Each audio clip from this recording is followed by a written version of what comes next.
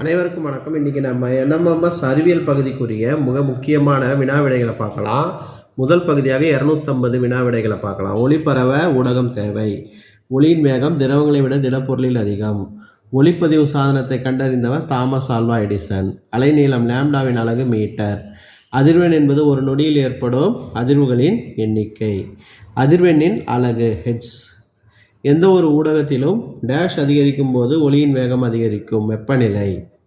விண்வெளி வீரர்கள் தங்கள் தலைக்கவசங்களில் சில சாதனங்களை கொண்டுள்ளனர். அவை ஒளி அலைகளை ரேடியோ அலைகளாக மாற்றுகின்றன. குறுக்கலையின் துகள் அதிர்வுறும் திசையானது அலைப்பரவல் திசைக்கு செங்குத்தாக இருக்கும். நெட்டலையின் துகள்கள் அலைப்பரவல் திசைக்கு இணையாக இருக்கும். அப்புறம் 11 டேஷ் என்பது மையப்புள்ளியிலிருந்து துகளின் அதிகபட்ச இடப்பெயர்ச்சி வீச்சு. சோனிக் ஒளி, மனித செவி உணர்வு ஒளி எல்லாமே 20 முதல் 20,000. குற்றொளி என்பது 20 ஹெட்ஸுக்கு கீழ் உள்ள ஒளி. இன்ஃப்ராசோனிக் ஒளி என்பது எப்படி சொல்லலாம், குற்றொளின்னு சொல்லலாம். அதுமாதிரி மீயொலி என்பது 20,000 ஹெட்ஸை விட அதிகமான அதிர்வெண் கொண்ட ஒளி. அதை உணரும் விலங்குகள் கொசு, நாய், வவ்வால், டால்வின். ஞாபகம் வச்சுங்க. அடுத்து சோனாகிராம் போன்று மருத்துவ கருவிகளில் பயன்படுவது மீயொலி அலைகள். அது மாதிரி நீர்மூழ்கி கப்பலில் பயன்படும் தத்துவம் sonar, sound navigation and ranging. அடுத்து கடலின் ஆழத்தை கண்டறிய பயன்படுவது சோனார். நாணல் கருவிகளுக்கு உதாரணம் ஹார்மோனியம், வாயு இசை கருவிகள். காற்று கருவிகளுக்கு உதாரணம் புல்லாங்குழல், செனாய், சாக்ஸோஃபோன். கம்பி கருவிகள் வயலின், கிட்டார், சித்தார். அடுத்து மூச்சுக்கோளின் மேல் பகுதியில் அமைந்துள்ள பகுதி குரல் நாண்கள். காதுக்கு விரும்பாத எந்த ஒலியும் இரைச்சல் என்று அழைக்கப்படுகிறது. ஒலி அலைகள் எதில் மிக வேகமாக பயணிக்கும்? உலோகங்கள். உலோகங்களில் மிக முக்கியமாக அலுமினியத்தில் அதிகம். ஒலி அலைகளின் வீச்சு எதை தீர்மானிக்கிறது? உரப்பு. சித்தார் எந்த வகையான இசைக்கருவி? காற்றுக்கருவி. காந்த பண்புகளை விவரிக்கும் இயற்பியல் பிரிவு காந்தவியல். டேஷ் என்பது ஆங்கில முறையில் அளவிடும் அலகு FBS, ஃபுட் பவுண்டு செகண்ட். மின்னோட்டம் என்பது அடிப்படை அளவு. ஒளிச்செறியின் அலகு. ஒளிச்செறி என்பது கண்ணூர் ஒளியின் ஒளிச்செறிவு ஆகும். திண்மக்கோணத்தின் அலகு ஸ்டேடியன். மின்னோட்டத்தின் அளவிட பயன்படும் கருவி அம்மீட்டர். ஒரு மோல் என்பது 6.023 × 1023 அணு அல்லது மூலக்கூறுகளை கொண்டுள்ளது. இரண்டு நேர்கோள்களின் குறுக்கீட்டினால் உருவாவது தலக்கோணம். பொருளின் அளவுக்கான SI அலகு மோல். டேஷ் என்பது ஒளிச்செறிவினை அளவிடும் கருவி ஒளிமானி. தலக்கோணத்தின் SI அலகு ரேடியன். பூமியின் வழிகாட்டும் செயற்கைக்கோள் அமைப்பில் டேஷ் கடிகாரங்கள் பயன்படுகிறது. அணு கடிகாரங்கள். ஒரு வினாடி காலத்தில் பாயும் மின்னோட்டம். ஒளிச்செறிவின் SI அலகு கேண்டிலா. புவியானது 24 நேர மண்டலங்களாக பிரிக்கப்பட்டுள்ளது. எண்ணிலக்க கடிகாரங்கள் பொதுவாக டேஷ் என அழைக்கப்படுகின்ற மின்னியல் கடிகாரங்கள். டேஷ் என்பது ஒளி உணரப்பட்ட திறனை குறிக்கிறது. ஒளிப்பாயம் அல்லது ஒளித்திறன். செயற்கை காந்தங்கள் பொதுவாக டேஷ் செய்ய பயன்படுவது நிக்கல், இரும்பு, எஃகு. காந்தப்புலத்திற்கான அலகு டெஸ்லா அல்லது காஸ்.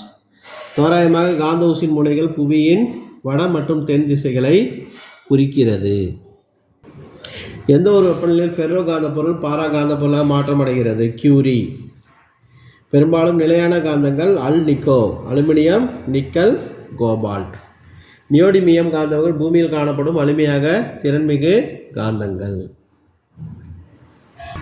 புறாக்களுக்கு அவற்றின் அலகுகளில் டேஷ் எனும் காந்த பண்பு இருப்பதால் புவியின் காந்த புலத்தை அறியும் ஆற்றலை பெற்றுள்ளது மேக்னடைட்.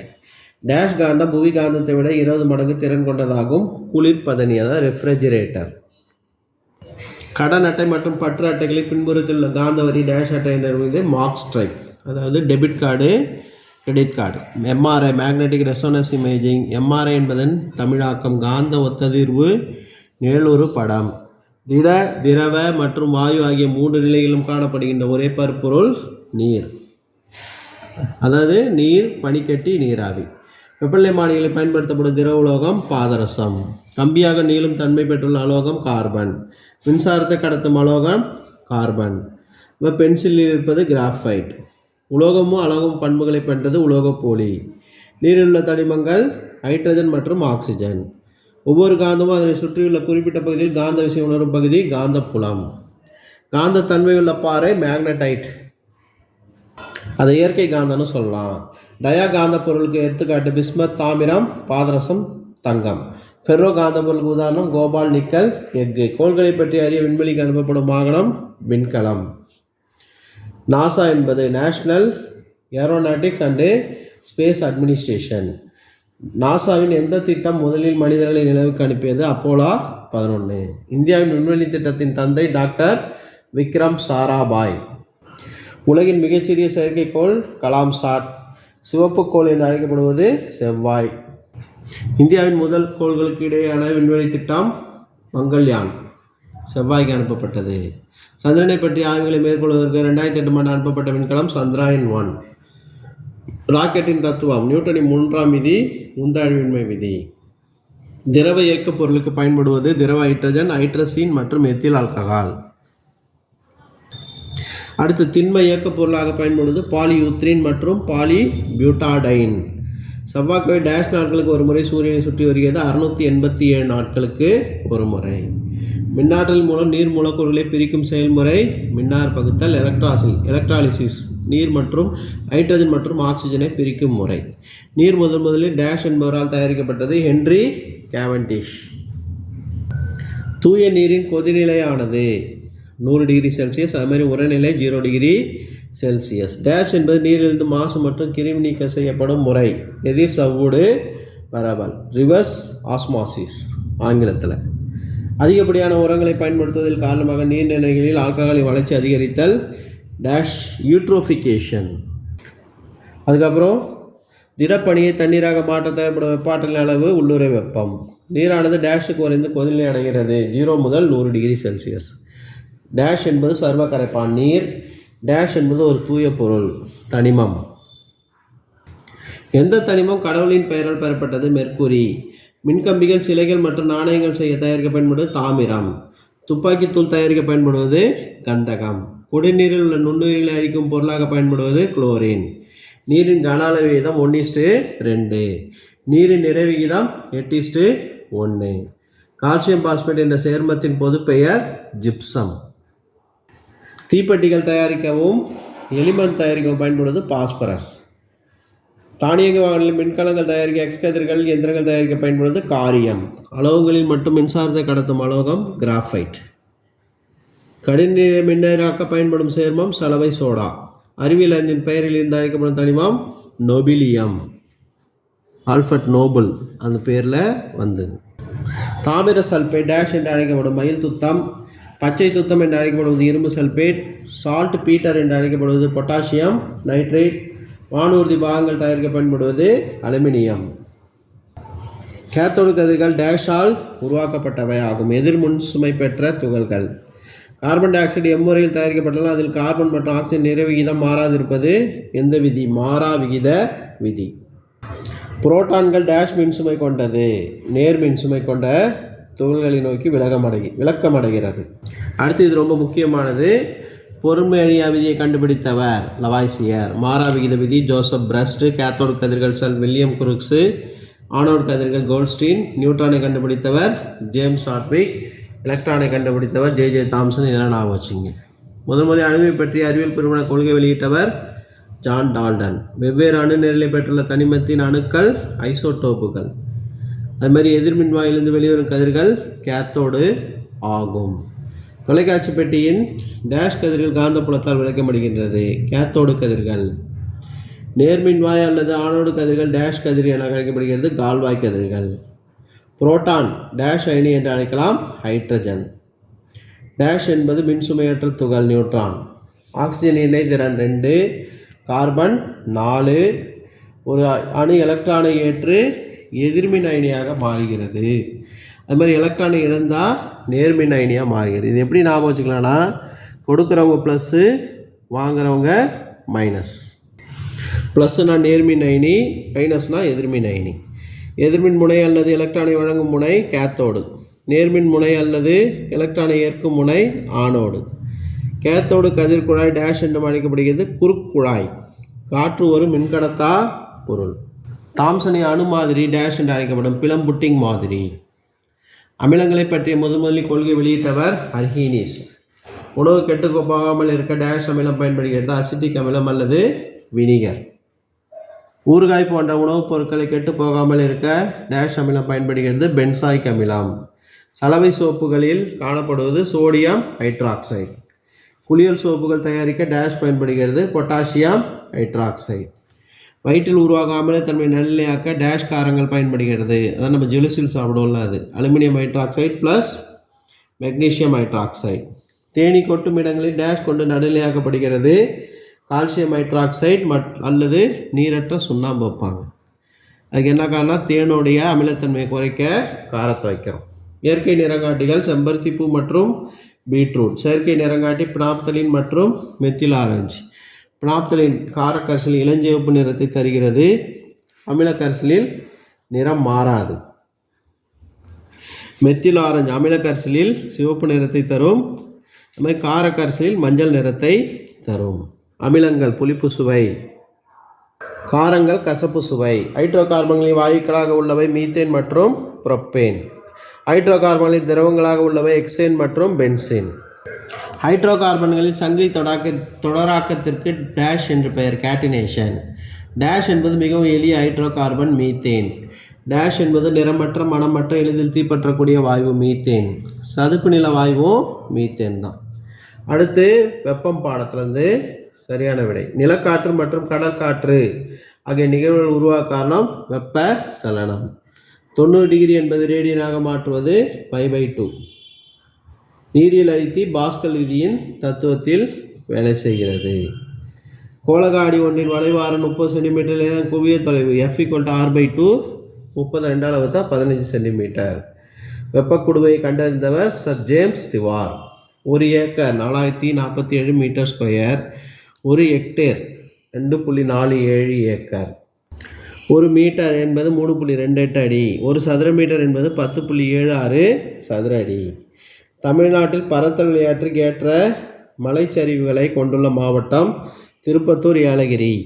40 டிகிரி செல்சியஸை பேரன்கீட்டாக மாற்றுறோம். அந்த ஃபார்முலாவில் போட்டு சப்ஸ்டிட் பண்ணிங்கன்னா 104 டிகிரி பேரன்கீட். வனஸ்பதி நெய் தயாரித்தலில் வினை ஊக்கியாக செயல்படுவது நிக்கல். டேஷுடன் கரித்துள் சேர்த்து வெடிப்பொருள் தயாரிக்கப்படுகிறது, ஆக்சிஜன். உலர் பனிக்கட்டு என்பது சாலிட் கார்பன் டை ஆக்சைடு. பால் தயாராக மாறுவது வேதியியல் மாற்றம். ஹைட்ரோஞ்சியா மேக்ரோஃபைலா காரத்தன்மையுள்ள மண்ணில் வண்ணத்தில் பூக்கும் ஊதா. ஹைட்ரோஞ்சியா மேக்ரோஃபைலா அமிலத்தன்மையுள்ள மண்ணில் டேஷ் வண்ணத்தில் பூக்கும் நீல நிறம். C2H6 என்ற மூலக்கூறு வாய்ப்பாட்டை கொண்ட கார்பன் ஈத்தேன். நம்ம C3H8னா புரோப்பேன், C4H10னா பியூட்டேன், C5H12னா பென்டேன். இயற்கை வாயு மீத்தேன். உற்பத்தி வாயு என்பது கார்பன் மோனாக்சைடு மற்றும் நைட்ரஜன். இரும்பு எஃகு உற்பத்தி தொழிற்சாலைகள் எரிபொருளாக பயன்படுவது உற்பத்தி வாயு. அமெரிக்காவில் உற்பத்தி வாயுவை டேஷ் என்று அழைக்கிறார்கள், மரவாயு. இங்கிலாந்தில் உற்பத்தி வாயுவை உறிஞ்சி வாயு என்று அழைக்கிறார்கள். நிலக்கரி வாயில் உள்ள கலவைகள் மீத்தேன், கார்பன் டை ஆக்சைடு. எஃகு உற்பத்தியில் பயன்படுத்தப்படும் திறந்த வெப்பநிலையில் பயன்படுவது நிலக்கரி வாயு ஆகும். நீர்வாயு என்பது டேஷ் சேர்ந்த கலவை ஆகும், கார்பன் மோனாக்சைடு மற்றும் ஹைட்ரஜன். தொகுப்பு வாயு என்பது நீர்வாயு. மெத்தனால் மற்றும் எளிய ஹைட்ரோ கார்பன்கள் தயாரித்தலில் பயன்படுவது டேஷ் ஆகும், நீர்வாயு. உயிரி வாயு என்பது டேஷ் சேர்ந்த கலவையாகும், மீத்தேன் மற்றும் கார்பன் டை ஆக்சைடு. பொறுத்துக. இயற்கை வாயுனா மீத்தேன், உற்பத்தி வாயு கார்பன் மோனாக்சைடு மற்றும் நைட்ரஜன். அதான் அந்த கோடிட்ட இடத்துல வந்ததை பொறுத்துக்க மாதிரி கொடுத்துருக்குறாங்க. நிலக்கரியின் வகைகள் லிக்னைட், துணை பிட்டுமினஸ், ஆந்திரசைட். பழுப்பு நிறமுடைய ஒரு மிகவும் தரம் குறைந்தது டேஷ் ஆகும், லிக்னைட். நெய்வேலியில் வெட்டி எடுக்கிறது. கருமை நிறமுடைய குண்டிய நிலக்கரி வகை துணை பிட்டுமினஸ், குறைந்த அளவு சல்ஃபரை கொண்டது, துணை பிட்டுமினஸ். அடர் கரும்பு நிறம் கொண்டது கடினத்தன்மை கொண்ட நிலக்கரி, பிட்டுமினஸ். பெயிண்ட்டுகள், நைலான் போன்ற பொருட்கள் தயாரிக்க பயன்படுவது நிலக்கரி, பிட்டுமினஸ் நிலக்கரி. மிகவும் உயர்தரம் கொண்ட நிலக்கரி, ஆந்திரசைட். நிலக்கரி இருந்த அதிக வெப்பத்தையும் குறைந்த தூசியினையும் தருவது ஆந்திரசைட். கருமை நிறம், பளபளக்கும் தன்மை கொண்டது எல்லாமே ஆந்திரசைட் தான். அதிக கார்பன் சதவீதமோ ஆந்திரசைட். குறைந்த அளவு கார்பன் சதவீதம் கொண்டது லிக்னைட். அதிகம் ஆந்திரசைட்டு, கம்மியானது லிக்னைட். அடுத்து அதில் உள்ள கார்பன் சதவீதத்தை பார்த்துங்க. அடுத்து கரிவாயு அல்லது நகர்வாயு என்பது டேஷ் கலவை, ஹைட்ரஜன், மீத்தேன் மற்றும் கார்பன் மோனாக்சைடு. கருப்பு வைரம் என்பது நிலக்கரி. அதுமாதிரி கருப்பு தங்கம்னு கேட்டாங்கன்னா பெட்ரோலியம். உலகின் முதல் பெட்ரோலிய எண்ணெய் கிணறு தோண்டப்பட்ட நாடு அமெரிக்கா. அமெரிக்காவில் பெட்ரோலிய எண்ணெய் தோண்டப்பட்ட இடம் பென்சிலோனியா. இரண்டாவது எண்ணெய் கிணறு தோண்டப்பட்ட இடம் இந்தியா. இந்தியாவில் டேஷ் என்ற இடத்தில் எண்ணெய் கிணறு என்றால் தோன்றப்பட்டது அஸ்ஸாம். கச்சா எண்ணெய் பகுதி பொருட்கள் பின்ன காய்ச்சி வடித்தல் முறையில் தயாரிக்கப்படுகிறது. அதுக்கடுத்து எல்பிஜி திரவமாக்கப்பட்ட பெட்ரோலிய வாயு, லிக்யூட் பெட்ரோலியம் கேஸ். ஜெட் விமானங்களில் பயன்படும் எரிபொருள் மண்ணெண்ணெய். ஆக்டேன் என்பது டேஷ் பயன்படுத்தப்படுகிறது பெட்ரோலுக்கு, C10 டீசலுக்கு. டேஷ் அல்லது டேஷ் சேர்ப்பதன் மூலம் பெட்ரோலியத்தின் ஆக்டேன் எண்ணெய் அதிகரிக்க முடியும் பென்சின், டொலுவின். டேஷ் சேர்ப்பதன் மூலம் டீசலின் C10 எண்ணெய் அதிகரிக்க முடியும் அசிட்டோன். உயர்ந்த ஆக்டேன் எண் பெற்றுள்ள எரிபொருள் டேஷ் எண் குறைவாக இருக்கும் C10. அதிக C10 எண் பெற்றுள்ள எரிபொருள் டேஷ் எண் குறைவாக இருக்கும் ஆக்டேன் எண். சாண எரிவாயில் டேஷ் மற்றும் டேஷ் உள்ளது மீத்தேன் மற்றும் ஈத்தேன். சாதாரண சூழ்நிலையில் நிலையான அழுத்தத்தில் ஒரு எரிபொருள் முழுமையாக எரிந்து வெளிப்படும் வெப்பத்தின் அளவு கலோரி மதிப்பு. ஒரு எரிபொருளின் கலோரி மதிப்பின் அளவு அதனுடைய அலகு பார்த்திங்கன்னா kJ/kg. அடுத்து பயாலஜி பாடத்திலிருந்து சில கேள்விகளை பார்க்கலாம். பந்து வடிவ பாக்டீரியா ஸ்ட்ரெப்டோகாக்கஸ், சுருள் வடிவ பாக்டீரியா ஹெலிகோபாக்டர் பைலோரி, கமா வடிவ பாக்டீரியா விப்ரியோ காலரா, கோல் வடிவ பாக்டீரியா பேசிலஸ் ஆந்த்ராசிஸ். மனிதனின் குடலில் வாழும் எஸ்டரோசிலி பாக்டீரியா டேஷ் மற்றும் டேஷ் உற்பத்தி செய்ய பயன்படுகிறது வைட்டமின் K மற்றும் வைட்டமின் B கூட்டுப்பொருள். தாவர உலகத்தின் இருவாழ்விகள் முக்கியமான கொஸ்டின் பிரயோபைட்டுகள். கண்ணின் வெண்மையான பகுதி ஸ்கிலிரா என்று அழைக்கப்படுகிறது. அடுத்து இந்த மூட்டுலாம் எங்கெங்கே இருக்குது, எதுக்கு பயன்படுதுன்னு பார்த்துங்க. விலங்குகளின் தோலிலிருந்து பெறப்படும் தடித்த உரோமம் டேஷாலானது புரதம். தமிழ்நாட்டின் மாநில விலங்கு வரையாடு. தூண் வேர்கள் கொண்டுள்ள மரம் ஆலமரம். முண்டு வேர்கள் கரும்பு. ஒட்டுண்ணி கஸ்குட்டா. தொற்று வேர்கள் வாண்டா. குளுக்கோஸ் ப்ளஸ் உயிர்வழி சேர்ந்தது கார்பன் டை ஆக்சைடு ப்ளஸ் நீர் ப்ளஸ் ஆற்றல் இதெல்லாம் சேர்ந்தது. பாஸ்டியர் முறையில் எத்தனை டிகிரிக்கு வெப்பப்படுத்தணும் பாலை? 71.5 டிகிரி. பாய்மம் என்பது வாயுக்கள் மற்றும் நீர்மங்கள்.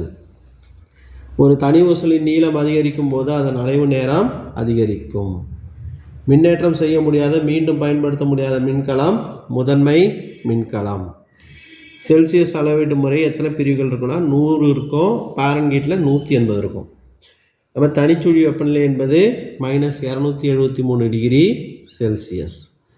உராய் விசை எப்பொழுதும் பொருள் இயங்கும் திசைக்கு செயல்படும் திசைக்கு எதிராக இருக்கும். ஒளி உமி டயோடு LED என்பது ஒரு குறைக்கடத்தி.